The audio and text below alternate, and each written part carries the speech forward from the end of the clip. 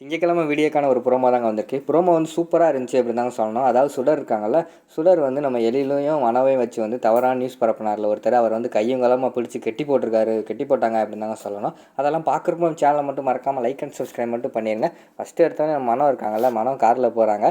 அதை ஃபாலோ பண்ணிகிட்டே பின்னாடி வந்து நம்ம ராமையாவும் நம்ம சுடரும் போய்கிட்டு இருக்கிற மாதிரி தான் காட்டிக்கிட்டு இருக்காங்க. ஒரு பாலடைஞ்ச அதாவது குடோன்னு சொல்ல முடியாது. அது எப்படி இருக்குன்னா, அந்த பழைய வண்டியெல்லாம் கிடக்கும்ல, வேலைக்கு வந்து ரிப்பேர் ஆன வண்டி, அந்த வண்டி ஒரு இடம் மாதிரி இருக்குது. அந்த இடத்துல போய் இறங்கி நடந்து போக ஆரம்பிச்சிடுறாங்க. இவங்களும் பின்னாடி இறங்கி நடந்து மெதுவாக வந்து மனவை வந்து ஃபாலோ பண்ணி போய்கிட்டே இருக்கிற மாதிரி காட்டுறாங்க.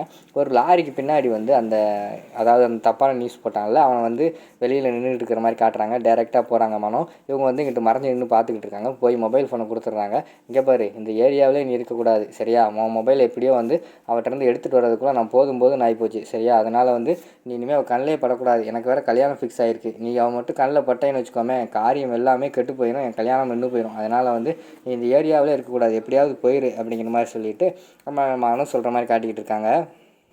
சரி மேடம், போன வட்டம் எப்படியே மிஸ் ஆகிடுச்சு, நான் வந்து தப்பிச்சு போயிட்டேன். ஆனால் என்னோடய மொபைல் மட்டும் எப்படியே மாட்டிக்கிடுச்சு. இந்த வட்டம் நான் இனிமேல் அவர்கிட்ட மாட்டவே மாட்டேன் மேடம், அவ்வளோதான், பார்த்துட்டேன்ல, எப்படியா தப்பிச்சு போயிடுறேன் அப்படிங்கிற மாதிரி சொல்லிவிட்டு அந்த இடத்துல இருந்து அவன் கிளம்புற மாதிரி காட்டுறாங்க.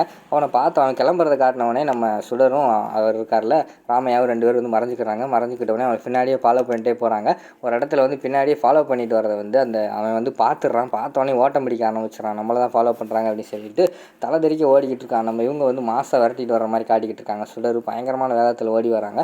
ஒரு இடத்துல வந்து மணல் மூட்டையாக அவனுக்குள்ளே மணல் மூட்டைலாம் நிறைய கிடக்கு. மணல் மூட்டையில் ஏறி எப்படியாவது தப்பிச்சு அந்த இடத்துல இருந்து போயிடுவோம் அப்படின்னு சொல்லிட்டு மணல் மூட்டைக்கு மேலே ஏறி போய்கிட்டு இருக்கிற மாதிரி காட்டுறாங்க. டக்குன்னு சுடர் இருக்காங்களா, அவனுக்கு ஒரு கம்பு கிடக்கு. கம்பு எடுத்து வீசி எரிஞ்சிடுறாங்க. அவன் மேலேயே டம்முன்னு அடித்து அந்த இடத்துல மண்டையில் அடிபட்டு கீழே விழுந்துடுறான். உடனே பின்னாடி வந்து ரெண்டு கையையும் பின்னாடி கட்டி கொண்டு போய் ஒரு இடத்துல போட்டு அடைச்சி வச்சிடுறாங்க அவனை. உடனே அடுத்து என்னம்மா பண்ணுறது அப்படிங்கிற மாதிரி வந்து நம்ம ராமையா கேட்குறாங்க. அடுத்து வந்து நம்ம வந்து சாருக்கு கால் பண்ணி வர சொல்லுவோம் அப்படின்னு சொல்லிட்டு எழிலுக்கு வந்து கால் பண்ணுறாங்க. சார் உங்ககிட்ட ஒரு முக்கியமான விஷயம் சொல்லணும் அப்படிங்கிற மாதிரி வந்து நம்ம சொல்கிறாங்க. உடனே எழில் வந்து சொல்கிறாரு, என்ன விஷயம் சொல்லு, நானும் ஹாஸ்பிட்டல் கிளம்பிக்கிட்டு இருக்கேன் அப்படிங்கிற மாதிரி சொல்கிறாங்க. இல்லை சார், உங்களையும் மனோ மேடத்தையும் வந்து ஒருத்தன் வந்து தப்பான நியூஸ் பரப்பலாம் சொல்லிகிட்டு இருந்தாங்களே அப்படிங்கிற மாதிரி சொல்கிறாங்க. ஆமாம், அது யார், அந்த பிரச்சனையை நான் மறந்துட்டு இப்போ தான் நல்லா இருக்குன்னு நினச்சிக்கிட்டு இருக்கேன், திருப்பி அதை வந்து நீ ஞாபகப்படுத்திக்கிட்டு இருக்கியா அப்படிங்கிற மாதிரி கேட்குறாங்க.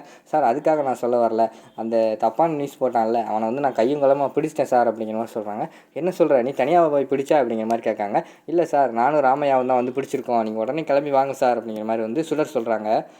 உடனே எங்கே பிடிச்சி வச்சுருக்கீங்க, எப்படி பிடிச்சிங்க, நான் வரேன், எங்கே இருக்கீங்க அப்படிங்கிற மாதிரி கேட்காங்க. இல்லை சார், நான் உங்களுக்கு வந்து எல்லாமே நேரில் சொல்கிறேன். இப்போதைக்கு உங்கள் வாட்ஸ்அப்பில் வந்து ஒரு லொக்கேஷன் அனுப்புகிறேன். அந்த லொக்கேஷனை வந்து நீங்கள் ஃபாலோ பண்ணி வேகமாக வாங்க சார், நான் அவனை வந்து பிடிச்சி கட்டி போட்டு வச்சுருக்கேன், கொஞ்சம் சீக்கிரம் வாங்க சார் அப்படிங்கிற மாதிரி வந்து நம்ம சுடர் சொல்லிக்கிட்டு இருக்கிற மாதிரி காட்டிக்கிட்டு இருக்காங்க. நீ டக்குன்னு எனக்கு லொக்கேஷன் அனுப்பி நான் அந்த கிளம்பி வந்துட்டேன் அப்படின்னு சொல்லிட்டு அந்த இடத்துல எழில் வந்து வேகமாக கிளம்பி போய்கிட்டு இருக்கிற மாதிரி காட்டிக்கிட்டு இருக்காங்க. அதோட பார்த்தீங்கன்னா அந்த ப்ரோமோ வந்து முடிச்சிடுறாங்க.